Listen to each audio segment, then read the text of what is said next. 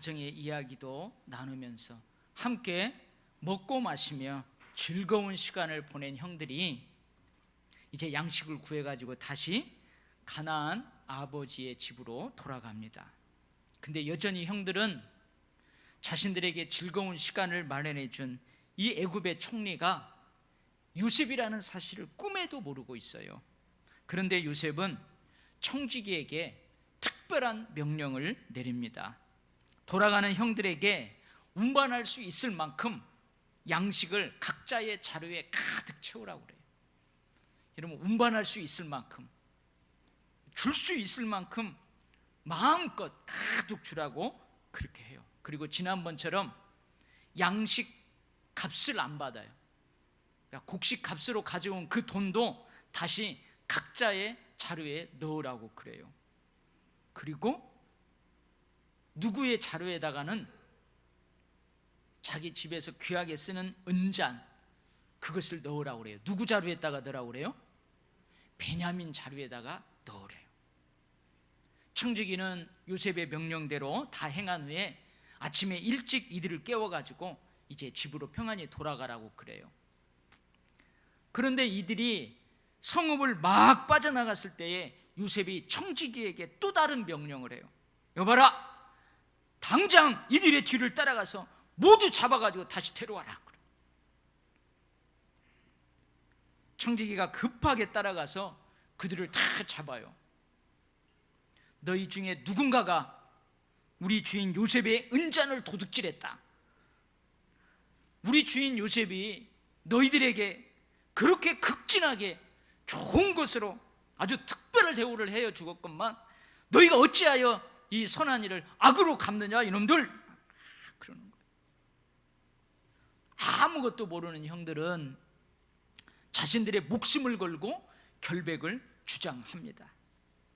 전에 자루에 넣었던 돈도 이번에 구입한 양식값도 우리가 다 주었잖아요. 뿐만 아니라 우리도 귀한 예물까지도 따로 드렸잖아요. 우리는 절대로 은잔을 도둑질하지 않았어요.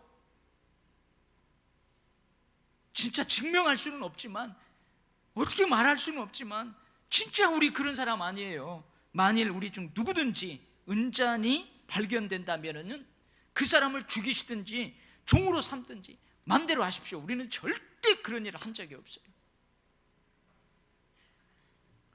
근데 은잔이 누구에게서 발견돼요? 베냐민의 자루에서 발견돼요. 순서대로, 나이 순서대로 다 뒤져보는데요, 이제 설마 베냐민이 도둑질 했을랴, 다 안심하고 있는데 덜컥 마지막 베냐민의 자루에서 은잔이 발견돼요. 이들은 다시 성읍으로 돌아가서 요셉 앞에 엎드려요. 요셉이 막 이들을 추궁합니다. 왜 도둑질했냐고. 그러니까 누가 나서요? 유다가 나서요. 유다가. 아닙니다. 정말로 우리는 결백합니다. 진짜 우리 그런 사람 아니에요. 우리 정직한 사람이에요. 사실 정직하지는 않죠. 지금까지 아버지를 속이고 있는데. 진짜 우리는 그런 일 할 사람이 아니에요. 그러나 베냐민의 자루에서 은잔이 발견된 것이 사실이니 베냐민과 우리 모두가 당신의 노예가 되겠습니다. 아니다. 이 은잔이 발견된 저 청년만 내 종이 되고 너희는 그냥 평안히 집으로 돌아가라. 그러는 거예요. 여러분이 형님들이라면 어떻게 할래요? 제가 일단 못된 형님이 돼가지고 한번 이럴 수 있겠다 생각을 해봤어요. 베냐민은 내 동생이지만 무슨 동생이에요? 이복 동생이에요. 우리 엄마가 안 낳았다고. 베냐민만 종이 되면은 우리 모두는 살 수 있어요. 집으로 평안히 돌아갈 수 있어요. 근데 아버지가 걱정이죠. 근데 아버지는 또 설득하면 돼요. 그리고 우리 아버지는 부자예요, 가난해요? 야곱은 부자예요. 귀한 예물도 막 또 배나 도는 돈도 다시 보냈잖아요. 곡식이 없어서 그렇지 돈은 많다고요. 그러니까 나중에 많은 돈을 가지고 와가지고 베냐민 다시 데리고 가면 돼요. 일단 베냐민 여기다 놓고 돌아가서 그렇게 해도 돼요. 그래요, 안 돼요? 이게 얼마나 합리적인 생각입니까? 지극히 당연한 생각이잖아요. 그런데 유다는요, 뒤로 물러서지 않아요. 우리 아버지에게 베냐민이, 저 청년이 어떤 존재인지 자세하게 설명해요. 베냐민을 이곳에 종으로 두고 가면 우리들은 결코 평안할 수 없습니다. 우리 아버지는 이미 한 번 베냐민보다 더 사랑스럽고 더 소중한 아들을 잃은 그 슬픔과 상처가 있어요. 우리를 기다리고 있는 우리 아버지도 결코 평안할 수 없습니다. 아버지는 아마도 베냐민을 잃은 슬픔으로 견디지 못하고 죽을 거예요. 그러니 이 아이 대신 차라리 나를 종으로 삼으세요. 이 아이를 보내두지 않으려거든, 이 아이를 보내두지 않으려거든 차라리 나를 죽이세요. 나를 죽여주세요. 제발 저 아이는 살려주세요. 막 유다가요, 막 엉엉 울면서 눈물로 호소하는 거예요. 여러분, 이 유다의 호소는 결코 가식이 아니었어요. 진심이었어요. 근데 여러분, 요셉이 왜 이런 일을 꾸몄을까요? 왜 이런 일을 꾸몄어요? 요셉은요, 이미 형들을 용서했잖아요. 그래서 어떻게 해요? 비록 자기를 죽이려고 했고 자기를 종으로 팔아버린 형들이지만요, 자기 집으로 모셔다가 발도 씻기고 음식량 그 고기도 막 푸짐하게 잡아가지고 대접했잖아요. 그리고 즐거운 시간을 보냈잖아요. 근데 왜 요셉이 이런 일을 꾸미냐 이거예요. 그들과 함께 먹고 마시며 즐거웠어요. 아주 분위기가 좋았어요. 그 분위기 좋은 그때에 자신의 정체를 밝힐 수도 있잖아요. 아버지 소식도 들었겠다. 그리고 베냐민도 만났겠다. 그러고 보니까 이 형들이 베냐민에게 또 잘해줘요. 그것도 확인했잖아요. 아니면 이번에도 누군가를 볼모로 잡는 거예요. 누군가도 볼모를 잡고 아버지를 모시고 다시 오라고 할 수 있잖아요. 시므온을 볼모로 잡고 베냐민을 데리고 다시 와라, 곡식 구하러 다시 와라, 그랬던 것처럼 이번에도 누군가를 딱 잡아놓고 네 아버지 데리고 다시 와라, 그럴 수 있잖아요. 아니, 그런데 어찌 다른 사람도 아니고 베냐민의 자루에다가 은잔을 넣어가지고 형들을 공경에 처하게 만드느냐 이 말이에요.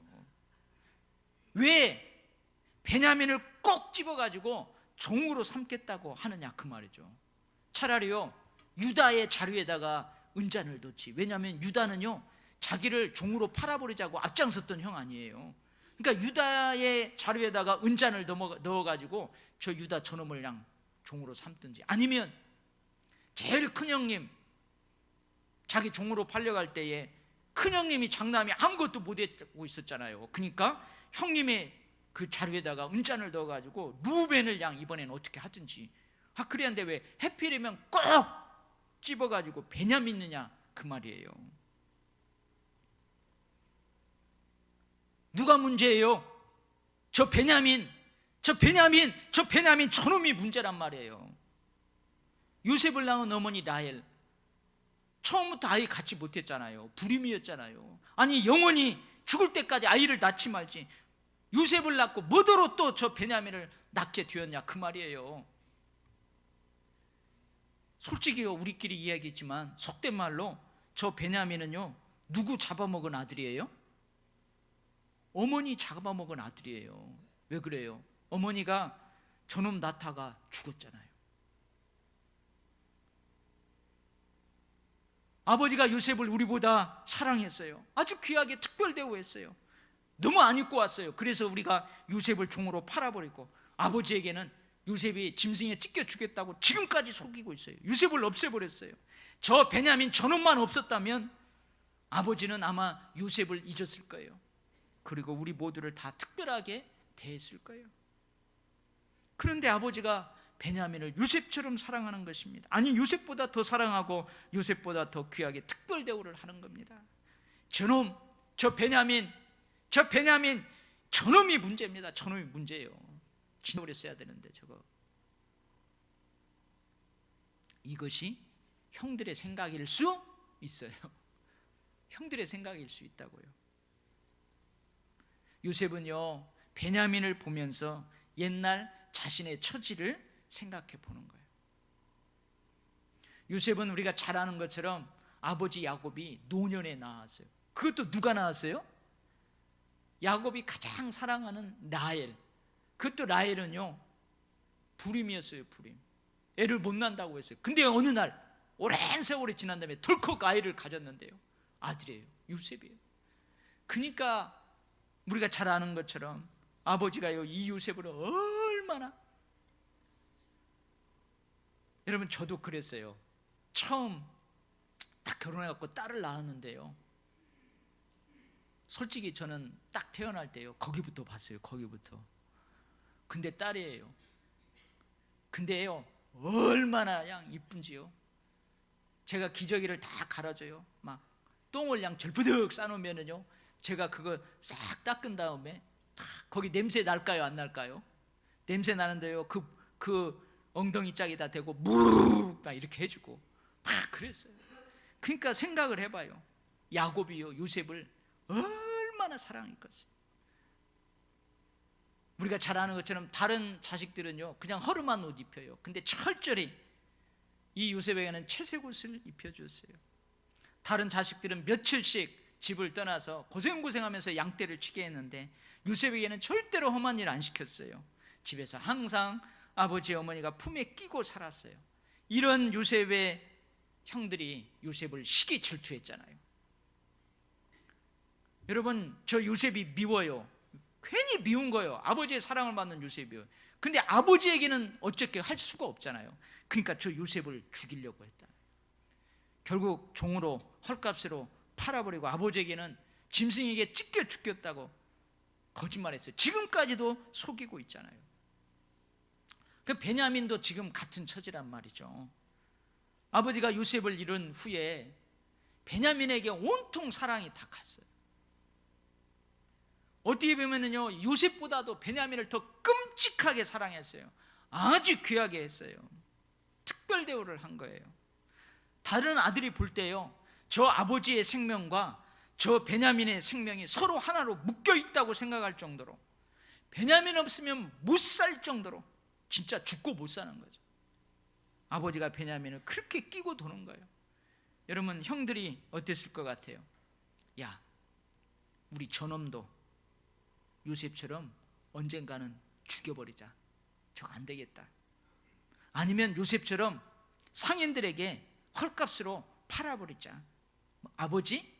야, 우리 아버지 이제 늙었어. 어차피 얼마 못 살아. 신경 쓰지 말고 우리 저놈도 어떻게 해버리자.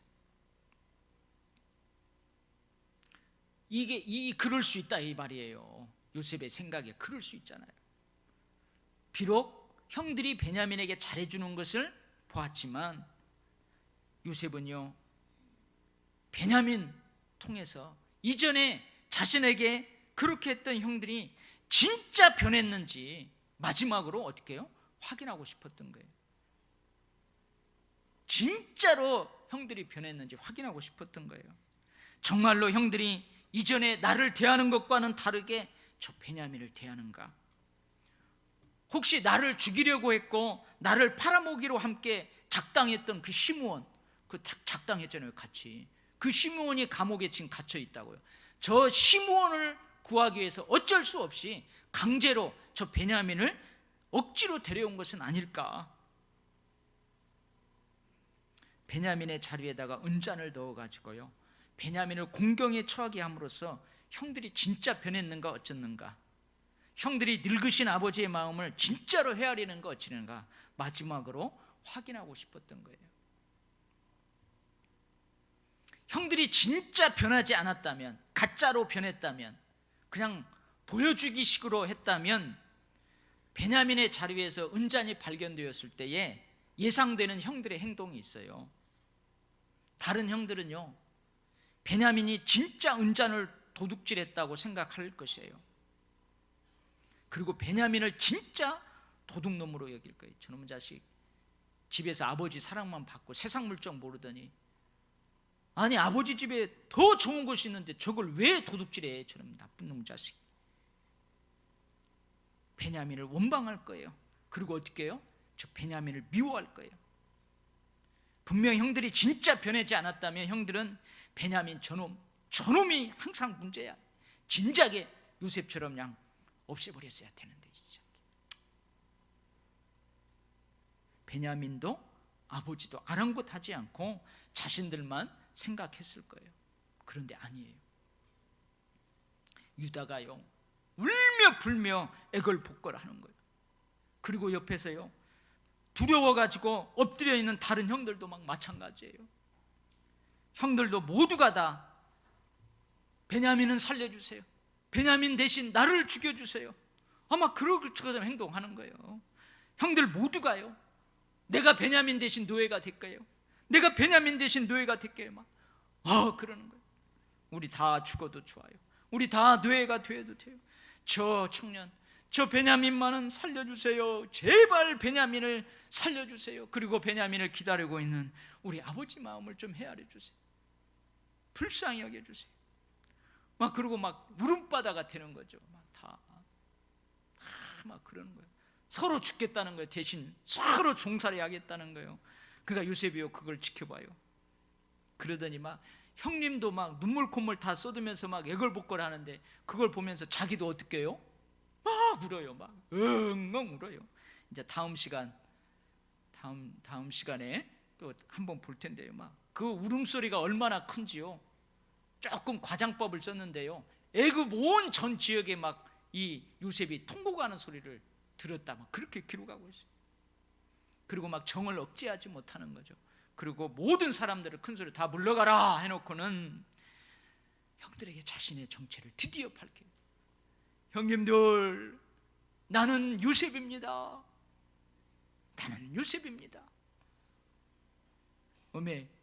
막 눈물 콧물 쏟던 그 형들이요, 눈을 닦으면서 저 총리가 요셉이라고?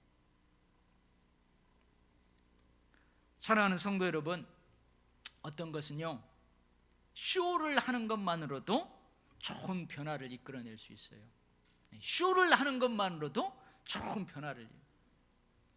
어떤 면에서는요, 쇼를 하는 것만으로도 사람을 만족시킬 수 있어요.